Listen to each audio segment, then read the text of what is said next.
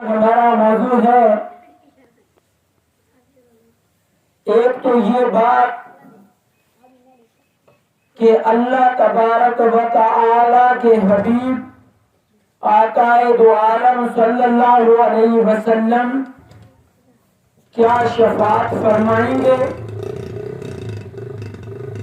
और दूसरा बात ये कि आकाए दो आलम सल्लल्लाहु अलैहि वसल्लम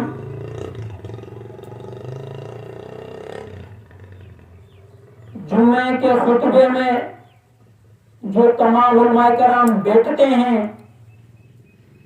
ये बैठना कब शुरू हुआ और क्यों बैठते हैं। और तीसरा बात ये कि हम करीब रहने वाले लोग, हम आपस में जो एक दूसरे के पड़ोसी हैं,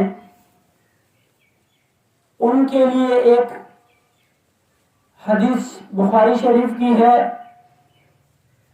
आकाए दो आलम सल्लल्लाहु अलैहि वसल्लम फरमाते हैं, ए मुसलमानों की औरतों,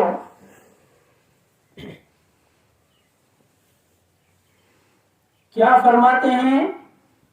आपके और मेरे प्यारे गाने को पकड़ कटता शिक्षण